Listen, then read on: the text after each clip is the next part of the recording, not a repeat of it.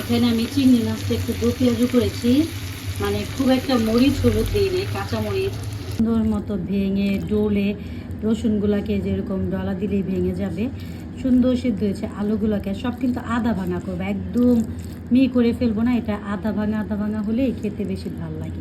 তো শীত আসলে আমার এই সবজি দিয়ে যে ভর্তাটা চাপা শুটকি, এটা প্রায় খাওয়া হয়, আর এটা আমাদের সবারই খুব পছন্দের একটা ভর্তা।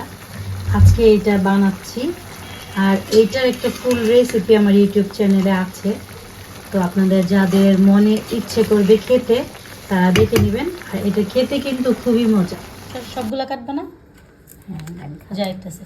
তো ইদানিং এই শশাগুলা খেতে অনেক ভালো লাগে, মানে এটা না হাইব্রিডের জাতি, কিন্তু এত কচি হয় কীভাবে, খেতে অনেক মজা। এই শশাগুলো এখন প্রতিদিনই খাই। শুক্রবার আসলে তো একটু ভালো মন্দ খেতে ইচ্ছা করে, বাট আমার ইদানিং পোলাও খেতে ভালো লাগে না, এর জন্য পোলাও অল্প করে রান্না করছি। আমার জন্য ভাত রান্না করব, আর এখানে অল্প পরিমাণে পোলাও রান্না করছি ছেলের জন্য, সে খাবে আর আমরা ভাত খাবো।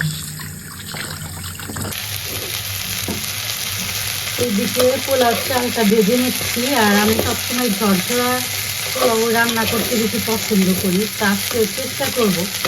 আজকে পোলাও চালটা জানি কেমন ক্ষুদা ক্ষুদা, আমার কাছে চালটাই পছন্দ হয়নি, তো আল্লাহ জানে আজকে ঝরঝরা হয় কিনা। চাল ভালো না হলে পোলাও কখনো ভালো হয় না।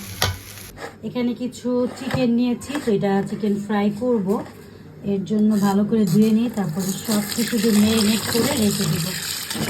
আর মাংস আমার একটু ভালো মতো না ধুলে আমার শান্তি লাগে না, তো আমি এখন একটা একটা করে পিস ধরবো আর সুন্দর করে বেছে বেছে ধুবো।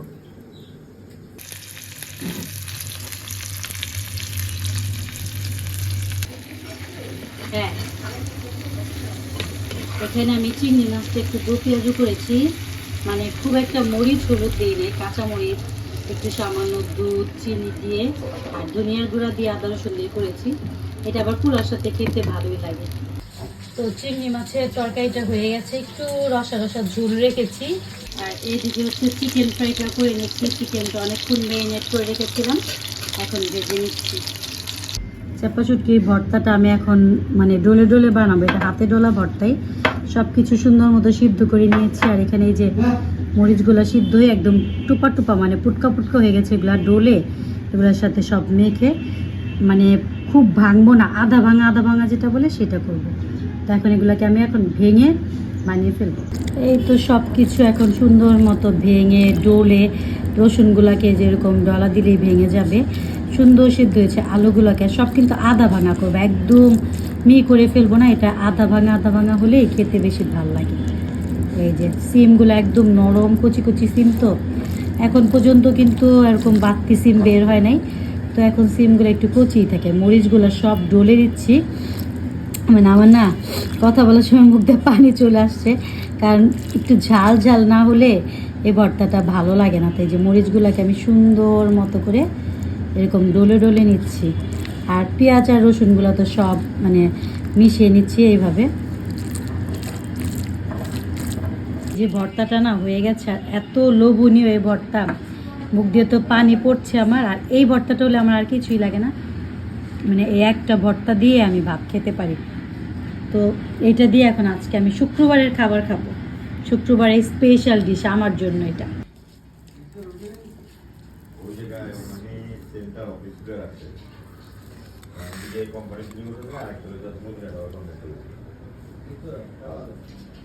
তো আমি যে আমার খাবার নিয়ে বসে পড়লাম, বিসমিল্লাহ বলে খাবো। তো আল্লাহ পাক আমার রিজিকে আজকে যা রেখেছে তার জন্য আলহামদুলিল্লাহ। প্রথমে আমি চাপা শুটকি ভর্তাটা দিয়ে মেখে নিচ্ছি, আর আমার এই ভর্তাটা হলে না আর কিছুই লাগে না। যে মরিচটা একটু ঢলে নিলাম, এটা দিয়ে ভাতটা এত ভাল লাগে, মানে যারা না খেয়েছেন এটা একবার ট্রাই করে খাবেন, এটা খুবই মজার একটা ভর্তা। বিসমিল্লাহ। মানে এই বছরের প্রথম ভর্তাটা বানালাম, তো সব কিছু নতুন বেরিয়েছে। ভর্তাটা মাশাআল্লাহ অনেক মজা হয়েছে। ভর্তাটা দিয়ে খাবো, তারপর হচ্ছে চিংড়ি মাছটা আর সালাদ দিয়ে খেয়ে ফেলবো। ডালও রান্না করেছি, বাট মনে হয় না আমার লাগবে। আর চিকেন ফ্রাই তো আমি খাচ্ছি না, পোলাও চিকেন ফ্রাই। আমার কাছে সবসময় কেন জানি দেশি খাবারগুলো খেতে ভাল লাগে, আর এখন মনে একটু বয়স হয়ে যাচ্ছে, বুড়ো হয়ে যাচ্ছে, তাই পোলাও টোলাও এখন আর ভাল লাগে না। তো দেশি খাবার খেয়ে আমি বেশি তৃপ্তি পাই। আলহামদুলিল্লাহ।